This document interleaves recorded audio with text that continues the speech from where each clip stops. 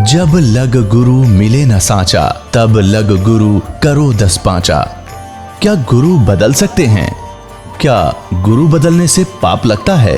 अध्यात्म के इस मैदान में आखिर सही गुरु कौन है?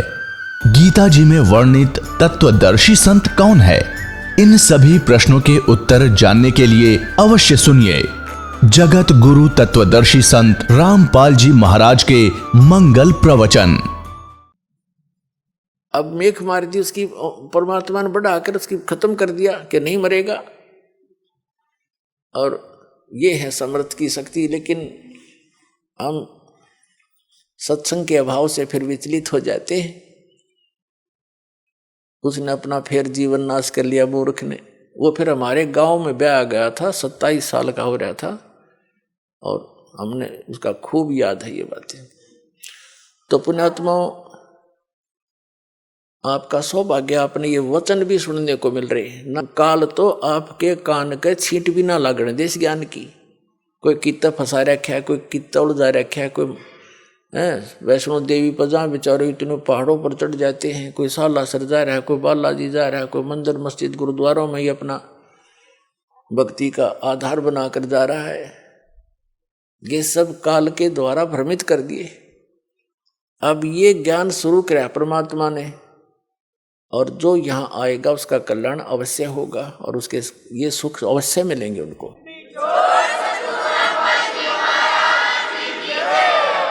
जैसे प्रसंग चल रहा था कि सबको मालूम है, ये तो सभी मानते हैं कि भाई बुरे का फल बुरा ही होता है, लेकिन डर निकल गया हमारा। डर कब निकलता? जब हमें ज्ञान नहीं रहता। अब हम अपनी मर्जी से, अपने व्यवस्था से भगवान के विधान को त्याग कर स्वयं अपने कर्म के लेख को चेंज करना चाहें, कभी नहीं हो सकता।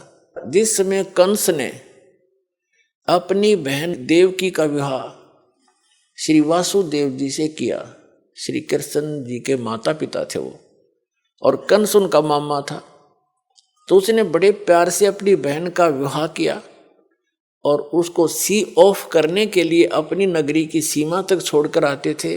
स्वयं रथ को चला रहा था और दोनों उसके बहनोई और बहन रथ के पीछे बैठे थे। रास्ते में आकाशवाणी होगी कि तेरे मारने वाला कंस तेरी बहन की कोख से पैदा होगा, उसका 8वां पुत्र तेरी मृत्यु का कारण बनेगा। अब देख अकल की कमी है। एक तरफ तो कंस ने वह आकाशवाणी साची मान ली कि 8वां पुत्र होगा तेरी बहन का, वो तेरी मौत उसके हाथों है। ये तो अटल मान ली उसने सच्ची होगी। फिर जो सच्ची मानी तो उसने फिर उसको बदलने के तरीके अपनी सोच से अपनाए, अज्ञानियों की सलाह से। वहीं से रथ को वापस मोड़ लाया और उनको दोनों को मारने लगा। अब अपनी मौत तो इतनी प्यारी, और बहन और दामाद उस बनोई की मौत उसने कुछ भी ना समझी, अकल के हीन ने। तब उन दोनों ने प्रार्थना की कि भाई, उसकी बहन कहने लगी, भाई मुझे मारे ना, क्यों बहन भाई का लगाव न्यारा ही होता है। भले ही वो इस बात को सोच रहा था, फिर भी बहन की इस पुकार को पर उसने जोर देना पड़ा। कुछ रजा मालिक की थी कि तू ऐसा कर, हमें मारा मत, हमने यहाँ नजरबंद कर ले दोनों को, जितनी भी संतान होगी हम तुझे दे देंगे, तो जो चाह वो कर लिए भाई। तो उसने सब सोच ली, ठीक है मेरी 7वीं संतान, 8वीं तक तो मार दूंगा, 8वीं के बाद होगा इनके भाग की। उसने यहाँ तक सोच ली, तो उनको रख लिया। चल, बहन को मारने का भी पाप बच गया। फिर लग गया नवजात शिशुओं को मारने। दुष्ट ने 9 मार दिए, 8-7 मार लिए, और 8वें को मारने लगा। वो आकाश में उड़कर चली गई, जबकि लड़का कहा था वह लड़की थी। बुद्धि फिर भी ना काम करी। तो कहने का भाव यह है कि उसने अपने स्तर से अपनी किस्मत को चेंज करने के लिए, आयु बढ़ाने के लिए सारे यत्न कर लिए, और वो की वो हुई जो आकाशवाणी ने कहा था। तो क्या अकल थी उसमें? एक तरफ तो आकाशवाणी को फाइनल मान रहा है कि ऐसा होगा ही होगा, जब होगा तो ठीक है, हाथ खड़े कर देना। अगर मैं दुष्ट हूं, मुझे शायद मैंने भी कभी उस बच्चे को मारा होगा, आज अपना बदला ले लेगा, 8वीं संतान कौन सी आज हो जाएगी, तो इस करके जी लेना चाहिए था। और वो मर्या भी और पाप और इकट्ठे कर लिए। जब उसको ये पता चला ना कि आकाशवाणी फेर होगी, काल के तो ये काम है, पाप का घड़ा भरुआ है वो। जब श्री कृष्ण जी का जन्म हुआ जेल में, और उसे लेकर उसका पिता दूसरे स्थान पर अपने मित्र के यहाँ छोड़ आया, वहां से नवजात उत्पन्न लड़की को वापस लाकर वहां रख दिया। तब आकाशवाणी हुई कि तेरे मारने वाला पैदा हो चुका है, लेकिन जेल से बाहर।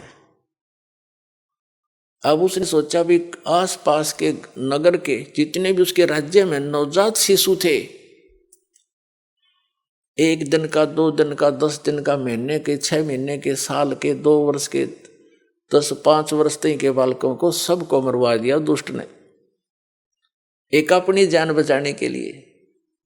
ये है अकल के कमजोर, अकलहीन, ये है अकल लूने। पाप का घड़ा भर लिया और मर के मान्या, मृत्यु हुई जो कि तो जो बोला गया था। तो जब तक हम इसका समाधान, जैसे कोई धनी बनने के लिए, जब तक इसका अपने किस्मत को बदलने का समाधान हम अपने तरीके से अपनाएंगे, वो हानि ही हानि होगी, लाभ नहीं हो सकता। और उसके चेंज करने की विधि बता रखी है कि मासा घटे न तिल बधाए, विध ना लिखे जो लेख, और साचा सतगुरु मेट के ऊपर मार दे मेघ। परम संत की शरण में, कबीर परमात्मा के बच्चे की शरण में आने के बाद फिर ये प्रारब्ध कर्म वो बदल सकता है, सारे इतिहास चेंज कर सकता है। वो समर्थ है। समर्थ किसे कहते हैं? फिर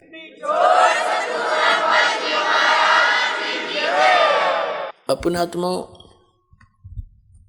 परमेश्वर हमें याद दिलाते हैं कि तुम यहाँ के वासी नहीं हो, और वो परमात्मा स्वयं ही चलकर आते हैं, हमें यथार्थ ज्ञान बताते हैं। जैसे आप जी सत्संग में आते हैं, महीने, 2 महीने, 10, 15 दिन, महीने, 4 महीने में तकरीबन सभी आ लेते हैं। तो अन्य व्यक्ति तो ये सोचते हैं कि ये कितना हानि करते हैं, किराया लगता है, काम छोड़कर जाते हैं।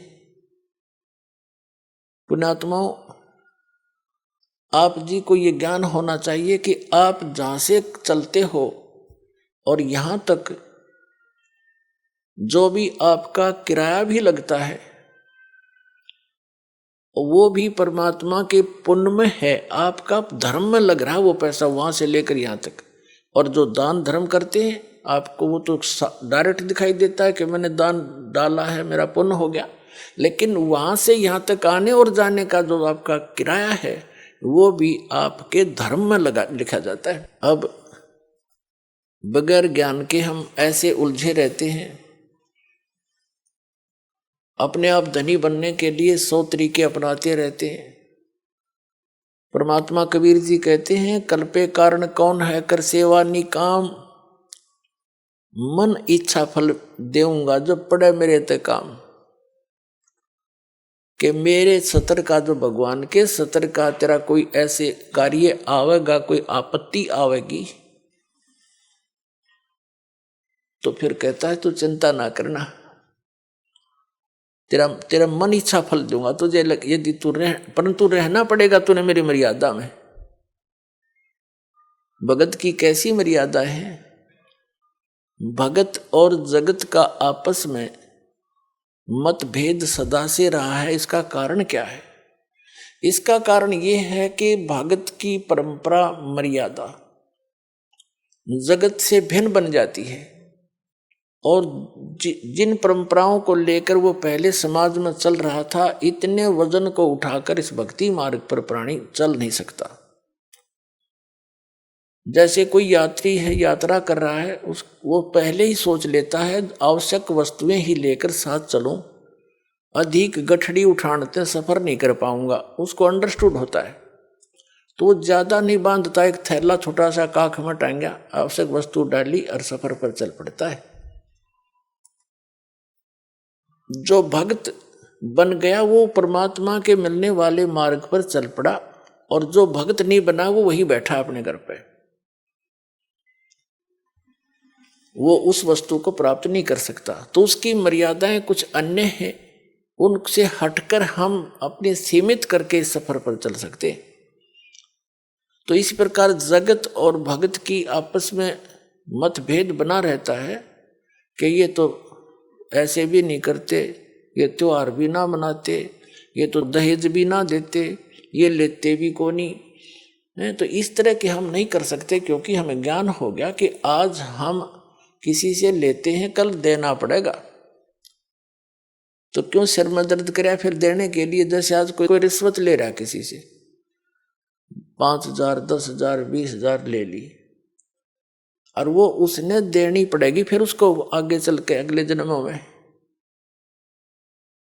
अब परमात्मा आदरणीय गरीबदास साहब जी कहते हैं, तुमने उस दरगाह का मैल नहीं देखा और धर्मराज के तिल तिल का लेखा। बता, कहते तुम इसलिए गलती करते हो, तुमने वो स्थान ना देखा जहां पर फैसले होते हैं इस भगवान के सत्र के। तुमने उस दरगाह का वो मैल नहीं देखा, धर्मराज के तिल तिल का लेखा। ये बालकों का खेल है। एक तिल यानी एक जरा सी भी कोई आपकी वस्तु है, आपस में वो लेन देन किसी भी जन्म में हो, चाहे 1000 जन्म के बाद हो, आपकी वो पूरी करनी पड़ेगी। आज कोई रिश्वत ले रहा है, अगले जन्म में वो दामाद बनकर लेगा उसका और पैसा ले जाएगा, और फिर मृत्यु हो जाए मन माने, वो पैसा भी गया, लड़की दूसरी जगह ब्याहनी पड़ेगी। तो टूट गया कहर उसके ऊपर। हमारे सामने जितनी भी ये आपदाएं आती हैं, ये पिछले संस्कारों से हैं। इसको समझने के लिए एक उदाहरण है। हम इतने गिर चुके हैं, इतना सतर गिर गया हमारा, हमने सिर्फ ये संसारिक भौतिक सुख दिखाई देते हैं, नथिंग एल्स। और इनके पाने के लिए, यहाँ की सुख की फोकट महिमा बनाने के लिए हम कुछ भी आगा पीछा नहीं देखते। एक व्यक्ति का विवाह हुआ, एक पुत्र उत्पन्न हुआ, उसकी पत्नी की मृत्यु होगी। उसने दूसरी शादी की, 10-12 वर्ष के बाद दूसरा पुत्र हो गया। वो स्वयं भी मर गया, उसकी पत्नी भी मृत्यु को प्राप्त होगी। अब बड़े लड़के का विवाह हो चुका था, छोटा भी बालक था, 10-12 वर्ष का, 13 वर्ष का। तो क्या हुआ, वो छोटे वाला बीमार पड़ गया। बीमार हो गया तो उन्होंने कुछ थोड़ा बहुत ट्रीटमेंट करवाया।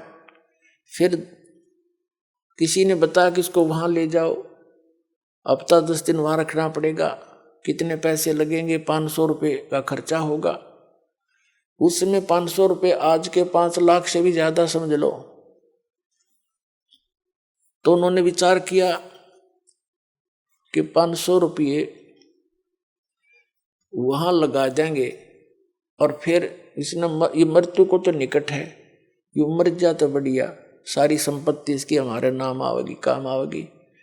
यानी 10-15 एकड़ जमीन थी उसकी, उसके हिस्से की। उस लालच में उन्होंने केस स्कीम बनाई। एक डॉक्टर से बात करी, वैद्य से, कि वैद्य जी तू ऐसे ऐसे कर दे, ये बीमार तो है ही, किसी को पता भी नहीं चलेगा। वो भी लालच में डूब गया। 500 रुपये, उसने 100 रुपये लिया, जैसे भी लिया, और उसको विष दे दिया बच्चे को। वो मर गया। मर गया तो कुछ दिन के बाद वो तो खुशी का ठिकाना नहीं, किसी को पता चला नहीं, रास्ते का रोड़ा भी निकल गया उनके सोच से। फिर बताते हैं कि उनका बच्चा लड़का हो गया 1 वर्ष के बाद। अब खुशी का ठिकाना नहीं, पाला पोसा, उसका विवाह कर दिया। 16 जल्दी विवाह कर देते थे तो 12-13 वर्ष के का, 15-16 वर्ष का जब वो लड़का हो गया, बीमार हो गया, संतान कोई थी नहीं। इतना बीमार हो गया कि अपने पुत्र को उन्होंने, जहां भी जिसने बताया, झाड़ फूक करने वाला या कोई वैद्य डॉक्टर, सब जगह ले गए। वो जमीन भी बेच दी, आधे से भी अधिक, और उसको कोई आराम होने का नाम नहीं।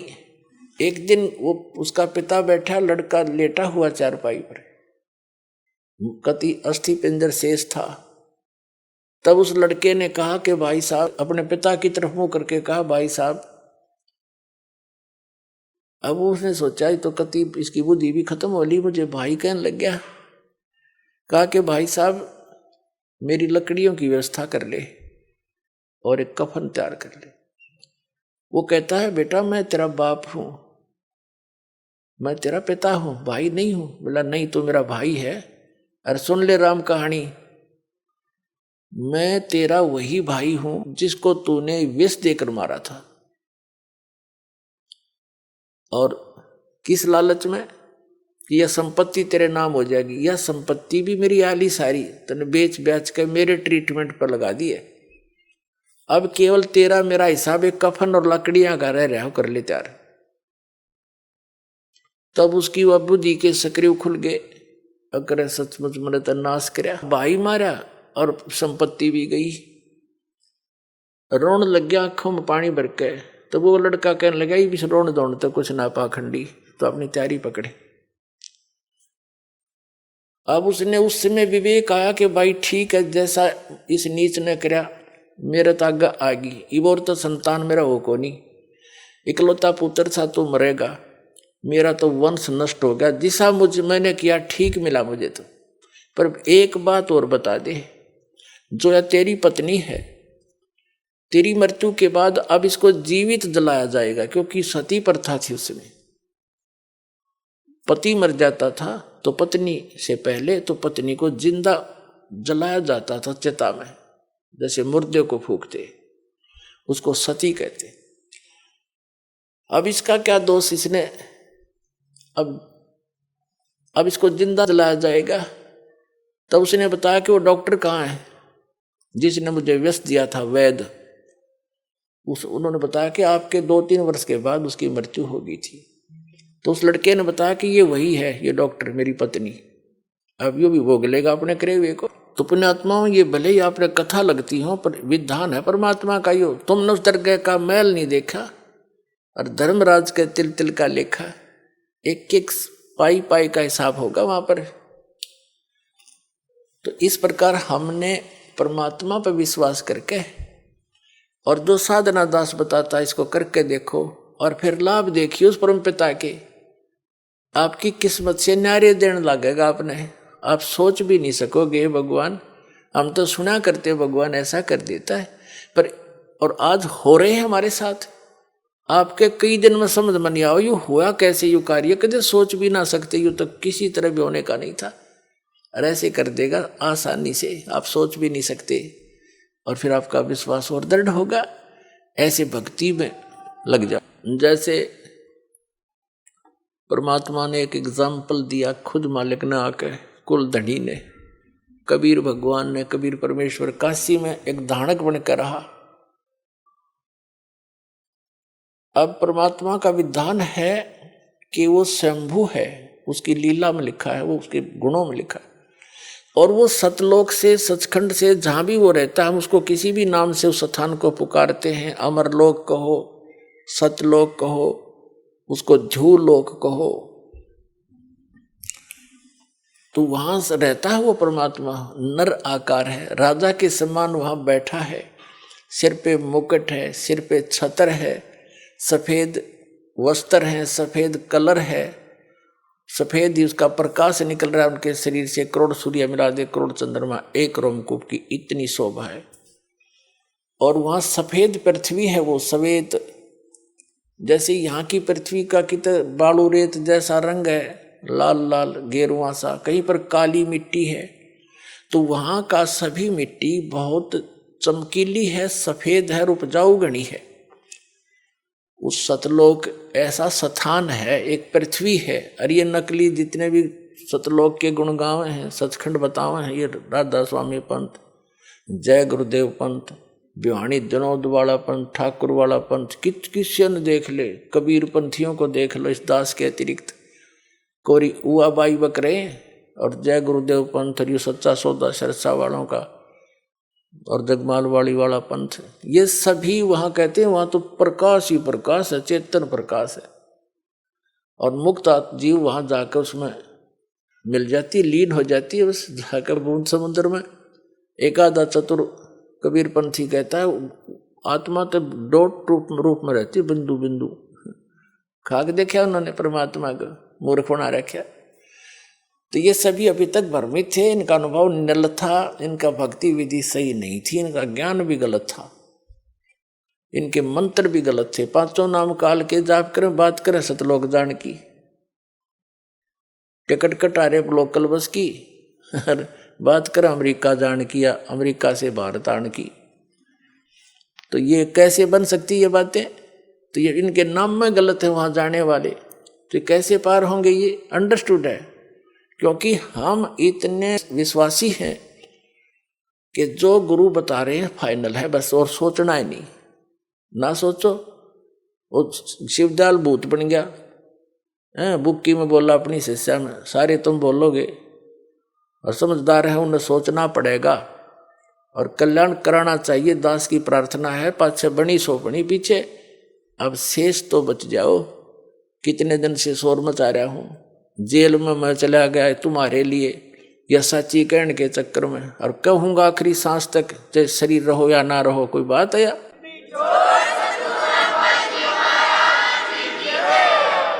असंग जन्म हो गया हमने धक्के खात्या ने, के बिरान माटी, और मुझसे नहीं देखी जाती, क्योंकि दास को वो ज्ञान भगवान ने दे दिया। मुझे कोई दूसरा नजर नहीं आता, पूरी पृथ्वी अपनी सी दिखे है, सब अपने बहन भाई दिखे, क्योंकि हम सतलोक से आए हुए। यहाँ काल ने हमें मूर्ख बनाकर आपस में लड़ा बिड़ा रखा है, हमारे साथ आपस में ये मनमुटाव रखता है। घर घर में कड़ा करवा रखी इसने, सास बहू की बनती ना, नंद बहू का लट्ठम लट्ठा, बाप बेटे का झगड़ा, पड़ोसी गेल झगड़ा, छोटे से बंटवारे पर, किसी किसी काम पर सारा दिन टेंशन ग्रत रखना, इनको दुखी सताना, दुखी करना उस काल का कर्तव्य है, उसका परम धर्म बन गया है कि ये भगवान के बच्चे हैं, इतना सताए दूं और वो भी दुख पाता रहेगा हमें दुखी देखकर। लेकिन परमात्मा के सामने विकल्प यही है कि वो अपना ज्ञान देकर, अपने में आपकी आस्था दृढ़ कर कर सच्ची भक्ति करा के ही आपको यहाँ से ले जा सकता है। और ये ज्ञान ये तभी संभव है जब आप स्वयं शिक्षित होंगे। तो अब शिक्षित करना पड़े आपको परमात्मा ने, और शिक्षित करके अब जितने भी संत थे, पंथ थे, धर्म मजहब थे, उनके सदग्रंथ भी विद्यमान हमारे पास, और उनका अनुभव वर्तमान के जितने भी कलियुगी संत महंत हैं, आचार्य शंकराचार्य हैं, किसी भी धर्म पंथ के, वो क्या हमें बता रहे हैं ये आपको मालूम है। और सदग्रंथ दास दिखा रहा है कि ये बताते निराकार भगवान को किसी से बात कर लो, चाहे हिंदू है, चाहे मुसलमान, सिख या ईसाई है, कहते परमात्मा तो निरंकार है, वो तो निराकार है, वो तो प्रकाश ही प्रकाश है। ऐसी सुनी सुनाई दंत कथा से पवित्र बाइबल आपको दिखा दिया दास ने, उसमें लिखा है परमात्मा ने मनुष्यों को अपने जैसा बनाया, नर और नारी करके उनकी सृष्टि की। तो भगवान निराकार, पूछ कर देखो किसी भी ईसाई धर्म के पवित्र आत्मा से कि परमात्मा कैसा है, वो कहेगा गॉड इज फॉर्मलेस, परमात्मा निराकार है। तो क्या खाक पड़ा उन्होंने पवित्र बाइबल को? फिर बाइबल को वो फाइनल मानते हैं। तो बाइबल में तो साकार लिखा परमात्मा, मनुष्य दृश्य है। ऐसे ही वेदों के पढ़ने वाले भगवान को निराकार बताते, और वेदों में स्पष्ट लिखा है कि परमात्मा मनुष्य दृश्य है, राजा की तरह बैठा है, वहां से गति करके आता, भक्तों से मिलता है, उपदेश देता है, और कवि की तरह प्रक्रिया करता है, कवियों की तरह जगह जगह जाकर लोकोक्तियों के माध्यम से, दोहों के माध्यम से, शब्दावली के माध्यम से, शब्दों के माध्यम से अपना ज्ञान प्रचार करता, उपदेश देता है। और कुरान शरीफ में लिखा है कि पवित्र बाइबल ने जो समर्थन किया है कि परमात्मा ने 6 दिन में सृष्टि रची, 7वें दिन तख्त पर जा बैठा, और उसमें लिखा है कि उस परमात्मा ने मनुष्यों को अपने जैसा बनाया। वही ज्यों का त्यों 40% विवरण पवित्र बाइबल वाला पवित्र कुरान शरीफ के अंदर विद्यमान है।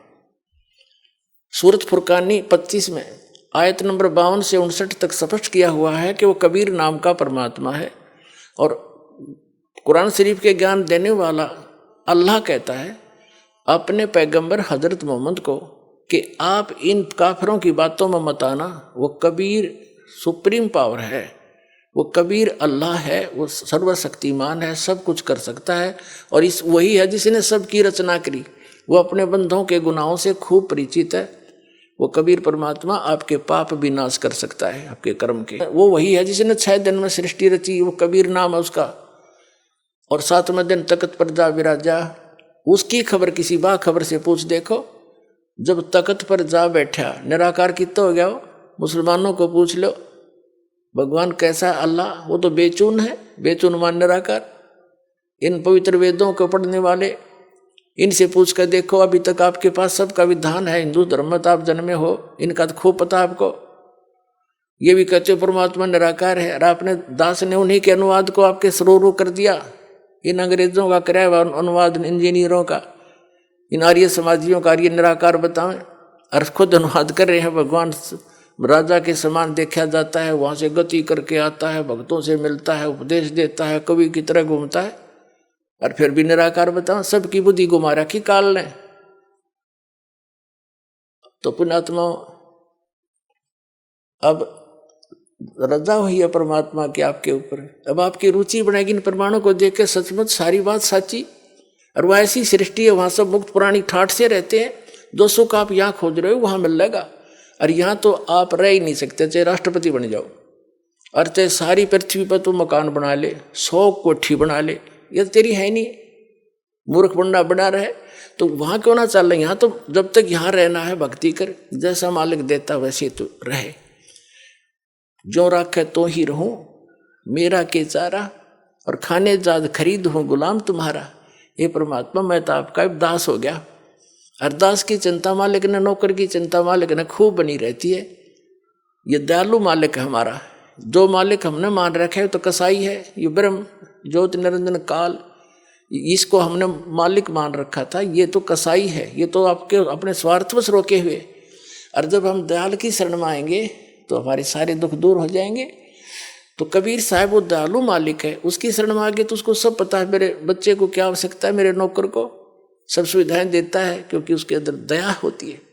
तो हम उसकी शरण में जब आ गए तो हमारी सब समस्याओं का उसको खूब ज्ञान है। हम जो मांगेंगे और आवश्यक होगा वो दाता अवश्य देगा आपको। और हम मांगेंगे बकवाद, क्योंकि भक्ति के मार्ग में चल रहा व्यक्ति को एक पत्थर ठा के सिर पर फिर धरन लगे, उनके कहेंगे मूर्ख। समझदार तो ये कहेंगे क्यों सिर मारे, पत्थर में चल आगे न चलेंगे।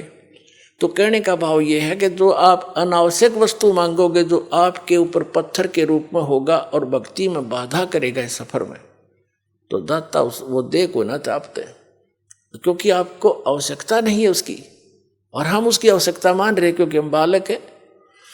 तो इस प्रकार पहले दास चाहता है, बुद्धिमान समाज है, बहुत सावधानी से सोचना पड़ेगा आपने। जो किस लिए हम माया इकट्ठी करते हैं, कोठी और कार बनाने के लिए, और बेटा और बेटी के ब्याह में बकवाद करने के लिए, व्यर्थ का खर्चा करने के लिए, और ये भी मतलब के त्योहार चोर बनाकर बम पटाखे बजाकर फंड करने के लिए। तो ये भक्ता के काम नहीं है। ना जाने काल की कर डारे, किस विध ढल जा पासावे, और जिनाते सरते मौत खुड़क दी उनानु केड़ा हसावे। हमने नोट ऐसे डर के रहना पड़ेगा या ना जाने के बिजली गिर जा। जैसे विवाह करते हैं बच्चों का, उसमें 6 महीने पहले तो चिंता वाले घर वालों ने, बेटी बहनी हो, और लड़के वाले की कभी बराबर खर्च वाले हैं, तो सारा पंगा पा रहे हर तरह का। तो उसके लिए फिर कितना डीजे लाएंगे, हाँ, फिर बड़ी बड़ी बारात, और ये सारा काम बिगाड़ा नहीं फिल्मों ने। फिल्मों में देखा आपने, कोई सिंपल वे तो ब्याह होता, बकवाद करें सारी, बड़े बड़े राजे महाराजा की तरह आगे पाछे बैंड बाजते चल और तुरु तुरु तुरु करते चले हैं, लंबे चौड़े लैंप ला के फंड कर रहे। ये ब्याह करोगे बकवाद तुम, जुलूस तो पहले काट दे बालका का। तो हमने इस विवाह को बहुत सिंपल वे से करना है, कोई विशेष व्यवस्था नहीं करनी। वैसे तो बुद्धिमान व्यक्ति कोशिश तो अभी कर रहे हैं कि भाई हम तो चुन्नी पे ले आए लड़की को, चुन्नी पे लावे, पर ठीक है, वो भी तो ब्याह है, वो कौन सा ब्याह को नहीं हुआ। और ये 36 बकवाद करके गाना और बजाना, घुटी लानी, फंड करना, डीजे नाचना, ये बकवाद तो नहीं करने। ना दहेज देना, हम दहेज देकर अपनी बेटी को कितने दिन सुखी कर सकते हैं, कुछ सोच कर देखो। कर सकते हो सुखी? बेमतलब का वो बकवाद और भागी निकम्मा बालक है, फिर न्यू लालच करें जहाँ उसने सतावा लड़की ने कोर लिया, वो पीवा घुट्टी रो घरते लाओ बेचारी रो पीट के घर वाले दें चल बस जाएगा बेटी का बसेगा भगवान ते, और उससे हमने दूर कर रखी तो वो तो फिर कर्म में बसेंगे जिसे उसके हैं। हम सबसे पहले वो धन देंगे अपनी बेटी को जो कभी खर्च नहीं होगा और हर समय उसका साथ रहेगा, सारी आपदाओं को टालेगा और 2 रोटी समय पर देगा। ऐसे हम अपने बेटे को इस मार्ग पर लगाएंगे, वो अपने पर निर्भर होगा, भगवान पर विश्वासी होगा और ज्ञान होगा कि आज मैं दहेज लूंगा कल इसका गधा बन कर दूंगा, क्या फायदा लेने का। तुमने उस दरगाह का मैल नहीं देखा और धर्मराज के तिल तिल का लेखा। जब हम जब इस ज्ञान से परिचित हो जाएंगे तभी तो हम वहां सतलोक जा सकेंगे, तब से हमारी इच्छा हटेगी यहाँ से। अब जैसे आपको बार बार हम बताते हैं, जैसे श्रीमद् भगवत गीता अध्याय नंबर 7 के और श्लोक नंबर 4 में कहा है कि अर्जुन उस ज्ञान को तू तत्वदर्शी संतों के पास जाकर समझ, उनको दंडवत प्रणाम करने से, कपट छोड़कर नम्रतापूर्वक प्रसन्न करने से वो तत्वदर्शी संत तुझे उस तत्व ज्ञान का उपदेश करेंगे। वो तत्व ज्ञान है कौन सा?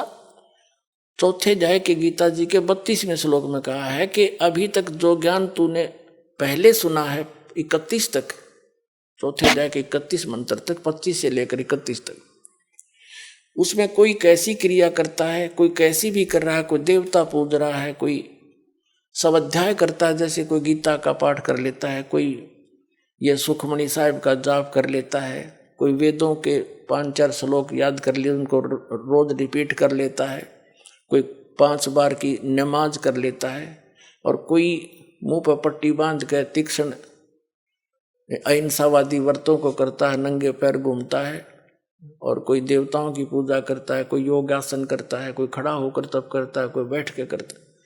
ये सभी अपनी अपनी साधनाओं को मोक्षदायक मानते हैं, जानते हैं, ये सोच रहे हैं हम जो कर रहे हैं सही है, लेकिन चौथे अध्याय के 32वें श्लोक में कहा है कि इस प्रकार की यज्ञों का, धार्मिक अनुष्ठानों की साधना का ज्ञान ब्रह्मण मुखे यानी सच्चिदानंद घन ब्रह्म की वाणी में जो परमात्मा सतलोक से चलकर आता है, स्वयं ही उपदेश देता है, वो यथार्थ ज्ञान है, वो तत्व ज्ञान है।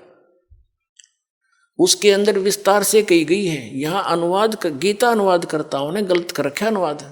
ब्रह्मणे का अर्थ इन्होंने वेद कर दिया, ब्रह्मणे मुखे है, उसमें मूल पाठ में एक शब्द है ब्रह्मणे मुखे, उसका अर्थ कर दिया इन्होंने वेद की वाणी में। पता वेद वाला ज्ञान तो बोल ले रहा था भगवान, यो गीता ज्ञान दाता श्री कृष्ण में प्रवेश करके, वो तो अब इसी ब्रह्मणे का अर्थ 17वें अध्याय के 23वें श्लोक में गीता जी में किया है। ब्रह्मणे माने सच्चिदानंद घन ब्रह्म, यानी वो परम अक्षर ब्रह्म।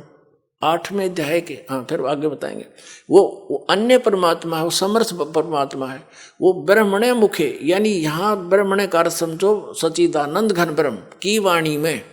मुख माने अपने मुख कमल से उच्चारित वाणी में जो ज्ञान है, उसमें ये धार्मिक अनुष्ठानों का की जानकारी विस्तार के साथ कही गई है, वो तत्व ज्ञान है। चौथे अध्याय के 32वें श्लोक का ये निष्कर्ष है कि इस वास्तविक धार्मिक अनुष्ठानों की, यज्ञों की वास्तविक जानकारी सच्चिदानंद घन ब्रह्म ने अपने मुख कमल से बोला है, उस वाणी में यानी कबीर वाणी में विस्तार के साथ कहे गए हैं।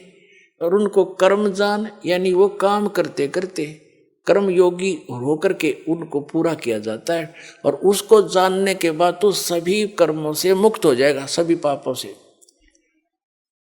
और वो ज्ञान, वो तत्व ज्ञान है। चौथे अध्याय के 34वें श्लोक में कहा कि उस तत्व ज्ञान को तू तत्वदर्शी संतों के पास जाकर समझ।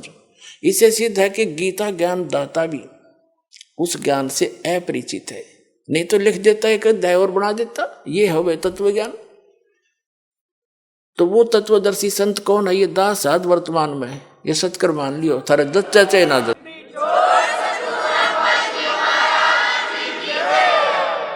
और उनको दंडवत प्रणाम करने से पूरी गीता जी में केवल उस संत को ही दंडवत प्रणाम का प्रावधान बताया है, नहीं तो 18वें अध्याय के 65वें श्लोक में अपने विषय में कहता है गीता ज्ञानदाता के माम नमस्कारु, मुझे नमस्कार कर, मुझ में मन वाला हो, मेरा भक्त बन, तो निश्चय ही मुझे ही प्राप्त होगा। अपने विषय में भी नमस्कार तक का प्रावधान बताया है इसने। और उस तत्वदर्शी संत को कहा कि उसको दंडवत प्रणाम करने से, कपट छोड़कर सब सरलता पूर्वक, नम्रता पूर्वक, निष्कपट भाव से प्रसन्न करने से वह तत्वदर्शी संत तुझे उस तत्व ज्ञान का उपदेश करेंगे। अब फिर क्या बताता, 7वें अध्याय के 29वें श्लोक में कहता है कि अर्जुन, जो मेरे आश्रित होकर, यानी मेरे इस ज्ञान को आश्रय बनाकर तत्वदर्शी संतों की खोज कर लेते हैं, तो उनको वो केवल जरा और मरण से छूटने का ही प्रयत्न करते हैं। जरा मीन वृद्धावस्था, जरा मीन वृद्धावस्था और मरण मीन मृत्यु, डेथ। कहते वो केवल इस जरा बुढ़ापे के कहते और मृत्यु के दुख से बचने के लिए ही प्रयत्न करते हैं, क्योंकि वो तत्ब्रह्म विदु कृष्णम कर्म चाखिलम, तत्ब्रह्म विदु और कृष्णम अध्यात्म च अखिलम कर्म, वो सभी कर्मों से और संपूर्ण अध्यात्म मार्ग से और तत्ब्रह्म से वो पूर्ण रूप से परिचित होते हैं। और वही केवल जरा और मरण से छूटने का प्रयत्न करते। इसका सीधा सा अर्थ है कि जो साधक संसार की अन्य किसी वस्तु की इच्छा मन में नहीं लेकर के केवल अपने कल्याणार्थ यानी जरा और मरण से छूटने का जो प्रयत्न कर रहे हैं, तत्ब्रह्म विदु उस परमात्मा को जानते हैं, जान चुके हैं तत्ब्रह्म को, और सारे अध्यात्म से परिचित हैं, ज्ञान से और सब कर्मों से वो परिचित हैं। इसलिए वो विष फांकते नहीं। उनको जहर दिखाई देता है, किसी से रिश्वत लेना, ये करना, वो करना। जैसे किर का जहर का रंग होरी हो, कहो कौन तिस खावे राम रंग होरी हो। अगर तो होरी माने खुशी, जैसे होली बनाते हैं अपने हिंदू धर्म में, तो होली का मतलब बड़ी खुशी के साथ नाचते हैं, गाते हैं। कहते हैं यह है नकली होली। असल खुशी तो उनको होगी जो परम पिता परमात्मा कबीर जी की शरण में आकर विधिवत भक्ति करेंगे, सारे सुख रहेंगे, कदे आनी ना हो। कहते समर्थ का शरणाग हो रंग होरी हो, कदे न हो ए काज राम रंग होरी हो। अब क्या बताते हैं कि जैसे किर का जहर का रंग होरी हो, कहो कौन तिस खावे राम रंग होरी हो। जिसने परमात्मा की शरण में रहना है और राम रंग की होली खेलनी है, यानी सदा सुखी रहना है यहाँ भी और सतलोक जाकर, तो वो जैसे किर का जहर का कहीं पर विष का कण गिरा हो छोटा सा भी, और आपको पता है कि ये विष है, उस अधिक तो दूर की बात है, विष को खाना उस कण को भी नहीं खाएगा, उठाएगा वहां से और ऐसी जगह पृथ्वी में दबा कर आएगा किसी के और का हाथ ना लग जा, और हाथ धोएगा मिट्टी से, कदे इसका अंश मेरा ना छू जा किता है। तो कहते हैं जब आप पूरे अध्यात्म मार्ग से और सभी कर्मों से परिचित हो जाओगे, फिर आपको रिश्वत लेना, चोरी जारी ठगी डाके डालना और दहेज लेना और देना दोनों जहर दिखाई देगा। फिर कहते हैं जैसे किर का जहर का, अभी आपको उदाहरण दिया, उसने कैसा जुल्म किया, अपना भाई मार दिया, किस लालच में, अगर यह सारी जमीन मेरा रह जाएगी, वह जमीन रही नहीं, संतान कुलनाश हो गया और पाप धरे रह गए न्यो के न्यो। तो ये सचकर मान लिए, कोई वैसे सिंपल एग्जाम्पल मात्र नहीं है, ये गॉड गिवन ज्ञान है, उसके कबीर परमात्मा का बताया हुआ, आंखों देखा उन महापुरुषों का बताया। ये कोई डूम बाट के गीत ना समझना। बहुत युगों से आप दुख पा रहे हो और इसी काल के झंझट में उलझ पुलझ कर यही मर जाते हो। तो क्या बताते हैं, जैसे किर का जहर का एक भी किसी का पाई भी लेना बिल्कुल आपको विष दिखाई देगा। फिर कौन खाओगा उस विष को कि तुमने उस दरगाह का मैल नहीं देखा और धर्मराज के तिल तिल का देखा। हर पाई पाई का हिसाब होगा वहां पर। तो इसमें तो बहुत बड़ा बखेड़ा बन जाएगा आपके लिए। तो बुद्धिमान व्यक्ति फिर उसका निकट नहीं जा सकता। अबोध बालक जहर चाहे सारा खा जा, लेकिन ज्ञान होने के बाद व्यक्ति विष के निकट नहीं जाता। तो जब तक आप अबोध थे, खाते रहे विष, मरते रहे, गधे कुत्ते बनते रहे, ये विष है। ऐसे संकट भोगने पड़ते हैं अपने को। और जब बुद्धिमान हो गए वो तो इसका निकट भी ना आते। जैसे भक्ति के मार्ग में बहुत ही सीमित सामान लेकर चलना चाहिए। ये परमात्मा स्वयं आकर के भक्ति दृढ़ करते हैं कबीर परमेश्वर जी। एक समय ये कहीं प्रकट हो गए थे, वहां रह रहे थे एक संत रूप में। उनके शिष्य हुए एक रंग का, एक बंका। एक उनकी लड़की थी, उसका नाम था वंका। और उसी समय उन्हीं के पैरल हुए श्री नामदेव जी, जो छिपा जाति में उनका जन्म था, बड़े महापुरुष हुए। तो पुण्यात्माओं, जैसे हम अन्य संतों के चमत्कार देखकर, उनसे हुई कुछ आध्यात्मिक लीलाओं को देखकर हम उनको परम संत मानकर वहीं तक सीमित हो गए। फिर उनकी समाधि पूजन लग गए, यादगारों को। अब वो संत बचपन से ऐसे लीलाएं होती थी उनसे, और उनके इतिहास में लिखा है कि छोटे ही बचपन में से ही उनके ऐसे ऐसे भगवान की तरफ से बहुत से उनके बेनिफिट मिले। तो वो पिछले जन्म के पुण्यकर्मी प्राणी थे, पार हुए नहीं वो, फिर दोबारा आगे जन्म लेकर। तो उनकी बचपन से ही वो भक्ति की जो चमत्कार थी, वो चिंगारियां फट रही थी। कुछ दिन में डिस्चार्ज हो जाती, खत्म हो जाती वो। कुछ दिनों के बाद फिर वो चले जाते ऐसे अपना कर्म बिगाड़ कर। उन्हीं में से ये एक नामदेव जी थे। बचपन से ही उनकी पिछले संस्कारों से, पुण्यों से बहुत से ऐसे लाभ हुए। एक बार विठल भगवान की पूजा करते हैं महाराष्ट्र के अंदर। तो विठल भगवान की एक मूर्ति बना रखी होती है। विष्णु है विठल, वैसे विष्णु को ही विठल मानते हैं। विठल विष्णु जी के अवतार थे। उनकी मूर्ति बनाकर पूजा करते हैं, उनको भोग लगाते हैं और पीछे आप भोजन करते हैं। तो एक बार नामदेव जी के छोटे से थे, उनके पिता ने कहा, बेटा हमने कहीं बाहर जाना है, कई दिन माना पड़ेगा, तुम भगवान को भोग लगाना ठाकुर जी को, और पीछे दूध पीना। पहले भगवान को भोग लगाना ठाकुर जी को, विठल जी को, और फिर पीछे ग्रहण करना, अन्यथा पाप लगेगा। बच्चे का बहुत जल्दी असर होता है इन बातों का। माता पिता चले गए, पहले से पैदल जाते थे, पैदल आते थे। 3 दिन जाने में, 1 दिन वहां रुक के 3 दिन आने में लग गए। जैसे भी 1 हफ्ते में आए।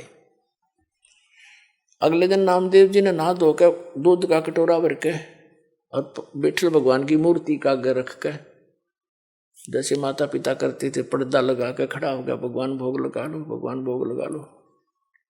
थोड़ी देर में पर्दा उठाया, जो का दो रखा कटोरा, नहीं दूध लगाया, नहीं पिया। अब उसके माता पिता क्या करते थे कि कटोरा रख के ऐसे करते थे, विठल भगवान दूध पी लो, पर्दा लगा देते थे। एक आली सी में मूर्ति रखी थी, उसका पर्दा ला रखा था, और थोड़ी देर में उठा के अपने आप सारे दूध में मिला के और पी लेते थे। और बच्चे को इन्हों पता नहीं था कि विठल जी दूध ना पीते। उन्हें सोचेगा जी घूंट भर लेते होंगे भगवान, तभी माता पिता लाते हैं। उन्हें देखा भगवान ने तो दूध ना पिया। उस दिन भी फिर खुद भी रोटी ना खाई। भगवान आप भोग नहीं लगाओगे तो मैं भी नहीं खाऊंगा, आदेश है मेरे पिताजी का। अगले दिन फिर रख दिया दूसरा भर के, उस दिन भी ना पिया। रोटी नामदेव जी ने भी नहीं खाई। अब तीसरा दिन निकला, बालक मरण हो गया। अब उस समर्थ परमात्मा, यानी उसके पिछले पुण्यों से ऐसे लीला होती है। आए दाता उस विठल वाली मूर्ति का आगे बैठ गए, छोटे से बन के। और नामदेव ने कहा, भगवान जब तक भोग नहीं लगा लोगे तेरा दास टूक टूक ना तोड़े, मरूं चाहे जीऊं, मैं तो बेशक मर जाऊं। तभी आस्था देखी भगत की, भगवान ना आके और दूध पी गया, चढ़ चढ़ पूरा कटोरा पी गए। नामदेव कूदता फिरे, आज राजी हुए मेरे भगवान। नामदेव जी की खुशी का ठिकाना नहीं। आप भी दूध पिया, छक्कर रोटी खाई, अकाद प्रसन्न हो गए मेरे भगवान, मेरे से कोई रोटी बन गई थी, आप रोज पिए। रोज दर्जे दूध सामने पीवे गट गट, और फिर मूर्ति सी दिखे। उनके माता पिता आए, उन्हें चिंता थी, बालक है कहीं भगवान को भोग ना लगाया। वो नाते पूछा, बेटा क्या विठल जी को भोग लगाया था? माता जी ऐसा बना, 3 दिन तो इन्होंने कुछ नहीं खाया पिया और मैंने भी नहीं खाया पिया। क्या करा कि मैं दूध रखूं, भगवान ने ग्रहण नहीं किया। मैंने सोचा आपकी याद में दुखी हो रहे होंगे, परमात्मा नहीं पिया होगा और या मुझसे कोई त्रुटि होगी। तो तीसरे दिन भगवान ने, तीसरे चौथे दिन जैसा भी भगवान ने दूध पिया। नहीं पहले भोग नहीं लगाया 3-4 दिन, और मैंने भी खाना नहीं खाया, मरने को हो गया था। अब बच्चे के मुंह की तरफ देखे वो माता पिता, ये क्या बोल रहा है, क्या कैसे भोग लगाया बेटा तेने कि भगवान को भोग रख। 3 दिन तो इन्होंने पिया नहीं, चौथे दिन पी लिया दूध, सचमुच। हाँ, उन्हें सोची लड़का बकवाद करे है, इसने कोई भोग भाग नहीं लाया। क्यों मालूम था दूध पीता नहीं, मूर्ति पत्थर का दूध पिया करे। वो तो मुंह कर लागे छीटा फिर आप उठा लाया करते थे। उन्हें सोची वो बकवाद कर रहा है, कितना भोग भाग नहीं लाया, खेलता रहा बालकों में। ने बोला सच्ची बता, न तने गढ़ेंगे हम, झूठ बोले तू तो भोग नहीं लगा। भगवान पत्थर थोड़ा, मूर्ति थोड़ा दूध पीती है। अगने नहीं दूध पिया, मेरे सामने पिया। उनको और पक्की दचगी झूठ बोला सारी लड़का। ने बोले भाई तू झूठा गणा हो गया नामदेव, और हम तेरे से बात नहीं करते, तेने तो भोग लगा नहीं हमारे भगवान को। वो कहने लगे हमारे सामने लगा के दिखा कैसे दूध पिया। उन्हें प्रतिदिन जैसा करता था, पूरे रूटीन से धोया, कटोरा दूध का भरा और रख दिया। हे भगवान मेरे माता पिता के विश्वास नहीं हो रहा दाता, भोग लगाओ। उसी समय मूर्ति से हाथ से निकले नू कचिया कचिया, और पकड़ कर उनके सामने माता पिता के सामने गट गट दूध पी गया।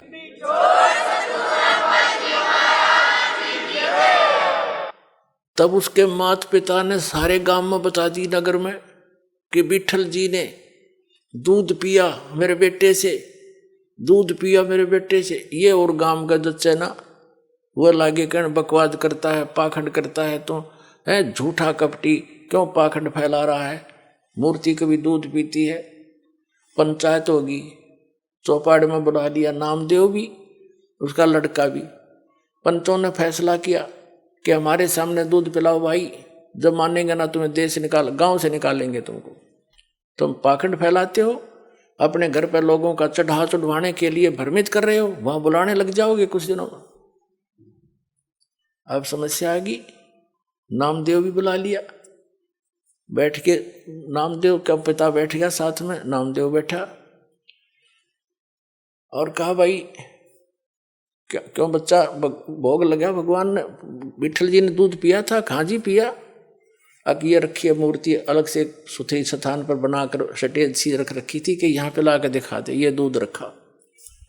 वो अपना जैसे भी नहा धो के आया था, हाथ धोकर रखा कि हे विठल महाराज दूध भोग लगाओ मेरे दाता, मेरे माता पिता संकट के अंदर हैं, दया करो मेरे मालिक।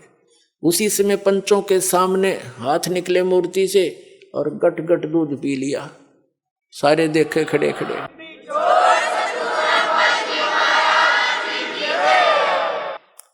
अब इस चमत्कार को देखकर नामदेव जी की इतनी महिमा होगी, आसपास के क्षेत्र में पूज्य होगी। और ये अब वो क्या करते थे, कुछ थोड़े से बड़े हुए किसी से नाम लिया, ओम नाम का जाप करते थे। फिर परमात्मा मिलते हैं आकर ऐसी पुण्य आत्माओं को, जैसे उनका विधान है, वो नेक आत्माओं को मिलते हैं, अच्छी आत्माओं को मिलते हैं, दृढ़ भक्तों को। तो कबीर साहब उनसे मिले, ज्ञान दिया कि ऐसे ऐसे भाई ओम नाम का जाप तुम कर रहे हो गुरु से लेकर के, ये तो ऐसे ऐसे सारी सतिथि बता दी, और इससे आगे एक और मंत्र है जो दास देगा आपको, और उससे मोक्ष होगा। ये तो असंग जन्म हो गए, जन्मते मरते। और ये छोटे मोटे जो लीला हुई है ना, ये तेरे पिछले पुण्यों से हुई है। आगे चार्जर ठीक नहीं है, पीछे बैटरी चार्ज थी, तब तक यह काम कर रही है। सारा समझाया उनको, जैसे भी उस भाषा में। तो विठल नामदेव जी ने नाम ले लिया, किससे? उस संत से जो स्वयं मालिका कर रहे, गुप्त रूप से रहा करते थे। अब नाम भी ले लेते हम, लेकिन वो पुरानी जो साधनाएं हैं, जो क्रियाएं वन में समारी हैं, वो भी साथ करते रहते। एक दिन नामदेव जी, क्योंकि ये छिपा जाति में थे और ब्राह्मण लोग अन्य जाति वालों को भगवान की आरती में निकट नहीं जाने देते थे, दूर खड़ा रखते थे। वो आरती जहाँ करते थे विठल जी की, ब्राह्मण वर्ग ही रहते थे वहाँ, उसको सक्षेत्र था। एक दिन नामदेव जी जा रहे थे, आरती मंदिर में हो रही थी, इतने आत्म विभोर हो गए, पंडित जी तो ऐसे वो घंटियां बजा रहे थे और नामदेव जी ने जूते निकाल लिए दोनों अपने और जूतों को लगे बजाने, और बजाते बजाते उन पंडितां के बीच में पहुंच गया, जैसे मंदिर की दर्शन करने के लिए मूर्ति के निकट पंडितां के बीच में घुस गया। उन्हें देखा कि वो कौन आ गया, छोटी जाति का, हाथ में जूते ले रहा, पकड़ के बाजू से और मंदिर के पीछे पटक दिया जाकर, किसने आरती में बाधा कर दी। कहते हैं भगवान कबीर साहब ने उस मंदिर का मुंह फेर दिया नामदेव की तरफ।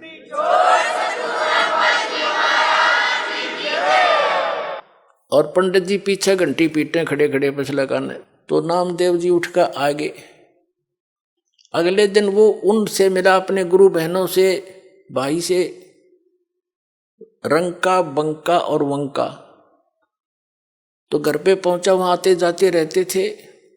घर पे गया तो अकेली लड़की थी वंका, माता पिता कहीं बाहर गए हुए थे। वो लड़की कुछ पट्टी तैयार करे थी, जैसे किसी का चोट लाग जाए उसके जैसा भी देसी इलाज, कोई कूट छेद के जड़ी बूटी। नामदेव जी ने पूछा, बहन किसको क्या हो गया, आप क्या बना रही हो?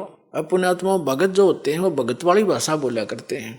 और लड़की बोली, भाई नामदेव तू चल रहा है बनमुखी, अपने हिसाब से चलता है भाई, तू आगा पीछा नहीं देखता, तेने क्या जरूरत थी वहां मंदिर उन पंडितों के बीच में जाकर खसण की है? गुरु जी की बेइज्जती कराना चाहता था तू।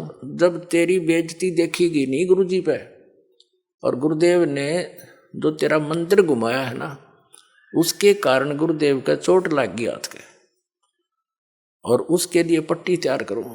नामदेव कुछ सोच ले भाई, ना दुखी कराया करे।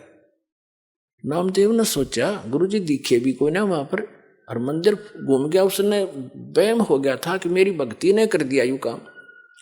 उसकी फड़क निकालनी थी, वो भ्रम निवारण करना था दाता ने। अब उसने सोचा, बहन सचमुच एक और मैं बालक हूँ, मूर्ख हूँ, पट्टी ले जा रही हूँ, चाल मेरे साथ। वो दोनों गए। गुरुजी का चोट लाग रही हथेलियां पे, और लड़की ने मैलम लाकर पट्टी बांधी, चरणा में पड़ गया, रोन लग गया। ने बोला, भगवान मेरे से गलती होगी, माफ करते हो, आगे से ऐसी गलती नहीं करूँगा। बोला, कहा बेटा, जब मैंने मार्ग बता रखा, वो मंदिर में टिंडे लेने गया था तू, जो भक्ति मैंने बता रखी, इस विधि से तेरा कल्याण होगा, वहां किस लिए गया था? तू मानते हो नहीं, मनमुखी चलते हो, इसलिए मार खाते हो। तो उसके बाद उसकी वह दृढ़ता बढ़ गई सचमुच। लेकिन वो तो मालिक थे। वो जैसे आजकल परंपरा चल गई है कि गुरु ही भगवान होता है, गुरु भगवान नहीं होता।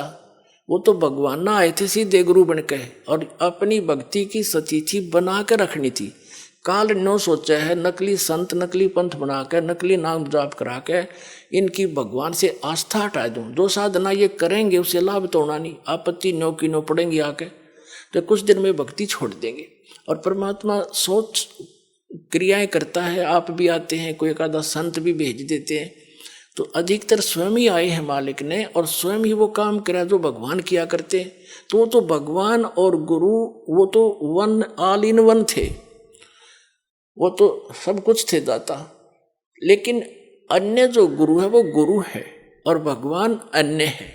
गुरु परमात्मा का पुजारी होता है, और उससे मिलाने वाला मीडिया होता है। गुरु भगवान नहीं होता, भगवान तो भगवान ही होता है। लेकिन उस परमात्मा को पाने के लिए एक विधि बताई है परमात्मा ने, कि अपने गुरु को आप एज ए गॉड ट्रीट करना, उससे भगवान की तरह व्यवहार करना, ताकि जब तुम यहां से जाओगे इसी रूप में आगे भगवान परीक्षार्थ बैठेगा। और यहां जैसा व्यवहार आप कर रहे हो, जैसे विचार अपने गुरुजी के प्रति रखते हो, वो वहां भी होंगे। तो वहां जैसी आपकी व्यवहार विचार त्रुटि युक्त होंगे तो वहां से आपको रिजेक्ट कर दिया जाएगा, फिर वापस गिर जाओगे। तो इसलिए परमात्मा कहते हैं गुरु मानुष कर जानते ते नरकइये अंध, महादुखी संसार में आज्ञा काल के फंद। गुरु गोविंद कर जानियो रहियो बचन समाए, और मिले ते दंडवत बंदगी नहीं पल पल ध्यान लगाए।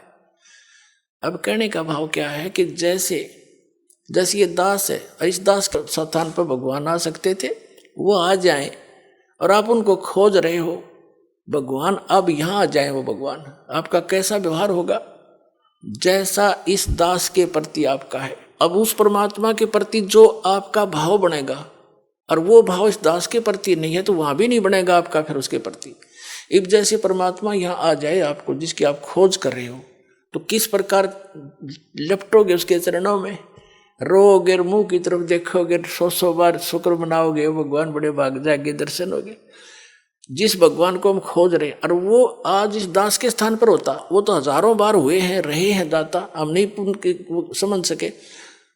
उसको जन साधारण एक भक्त संत समझ कर हमने उनसे डील किया। आप जो व्यवहार मेरे से कर रहे हो वैसा उसके साथ करोगे, तो परमात्मा वहां जब जाएगा तो यहाँ ये सोचकर हमने गुरुदेव से डील करना चाहिए कि मान लियो भगवान बैठे हमारे सामने, भगवान के सामने कपट से बात नहीं की जा सकती। जो वचन जो आदेश दे वो श्रोधार्य ही होना चाहिए, अपनी नहीं चलानी चाहिए, क्योंकि वो आपके हितैषी हैं, आपका बुरा नहीं चाहते, केवल भले के लिए आपको आदेश देंगे, ऐसा नहीं करना, ऐसा नहीं करना, केवल ऐसा ही करना। तो ये तुम वचन मानोगे तो भगत बनोगे और आपका कल्याण होगा। यहाँ कहते मुख पर वचन करे पर माना, और घर पर जाकर करे विज्ञाना। मुख पर तो गुरु जी की बात मान ले, हाँ जी, और घर जाकर न सोचो ना, नो थोड़ा ऐसे थोड़ा करना है, बताइए मर्यादा कैसे छोड़ेंगे? तो फिर के खाक से सो तुम। जो गुरु वचन पर डट गए कट गए फंद 84 के, भाई जो गुरु वचन पर डट गए कट गए फंद 84। तो गुरु, वो तो गुरु रूप में आए थे मालिक ही, लेकिन दास गुरु रूप में मालिक नहीं, उस मालिक का दास समझो। लेकिन गुरु को भगवान के तुल्य मानने से आपकी समस्या हल होगी, नहीं तो होए को नहीं। जैसे एक मैथमेटिक्स का, एक गणित का प्रश्न होता है ऋण का, उसमें मूलधन ज्ञात करना होता है। तो मूलधन तो होता करोड़ों रुपए में, अरबों में। उस अरबों करोड़ों वाले मूलधन को प्राप्त करने के लिए मानना पड़ता है, मान लीजिए मूलधन 100 रुपये। वो मूलधन 100 रुपये होता नहीं, लेकिन उसको मूलधन मानने बिना वो करोड़ों अरबों वाला मूलधन आपको मिल नहीं सकता। तो जो परमात्मा है वो तो परमात्मा है, वो तो समर्थ है, लेकिन उस समर्थ को पाने के लिए इस दास को आपने मानना पड़ेगा मूलधन, यानी गुरु मान ले भगवान।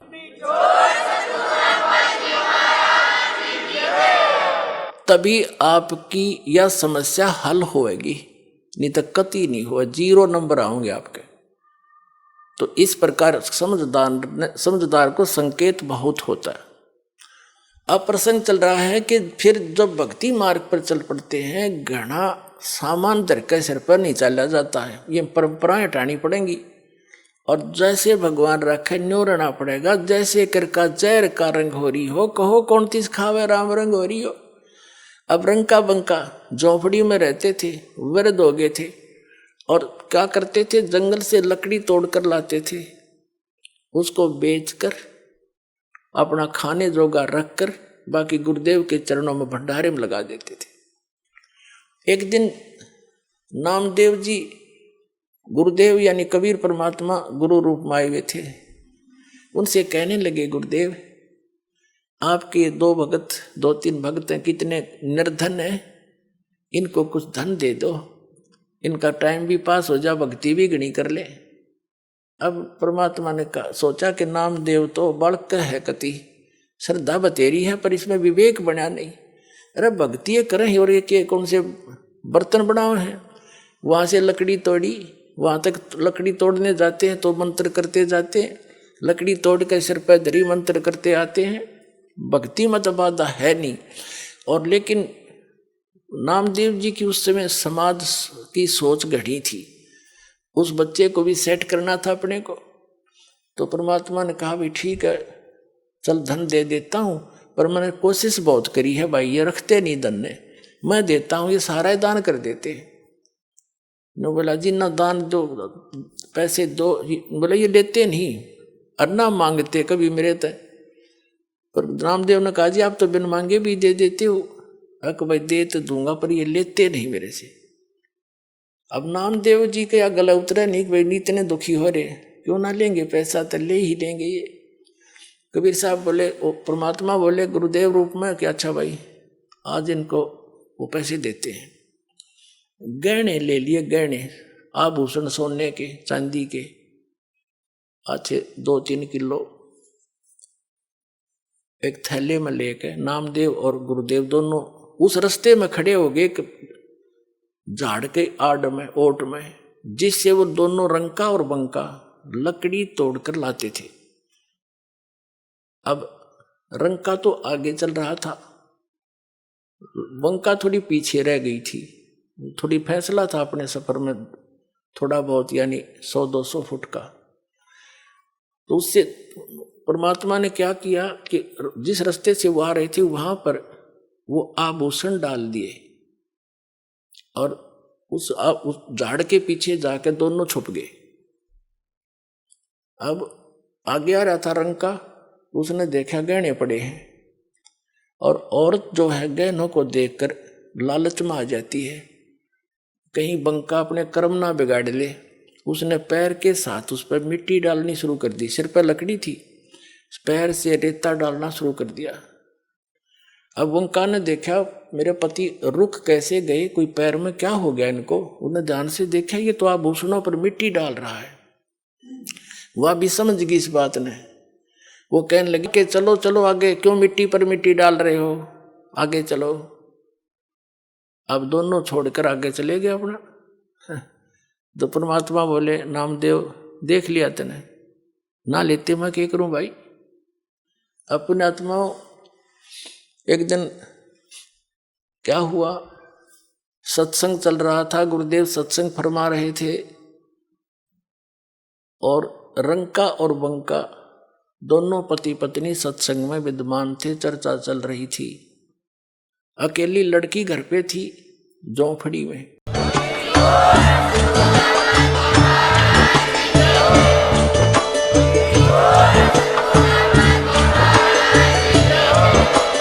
आप सुन रहे थे जगत गुरु तत्वदर्शी संत रामपाल जी महाराज जी के मंगल प्रवचन। अधिक जानकारी के लिए विजिट कीजिए हमारी वेबसाइट www.jagatgururampalji.org। संत रामपाल जी महाराज जी के शुभ आशीर्वाद से पूरे विश्व भर में 500 से भी ज्यादा नाम दीक्षा केंद्र हैं, जिन पर संत रामपाल जी महाराज जी द्वारा ऑनलाइन निशुल्क नाम दीक्षा दी जा रही है। अपने नजदीकी नाम दीक्षा केंद्र का पता करने के लिए संपर्क करें 8222880541।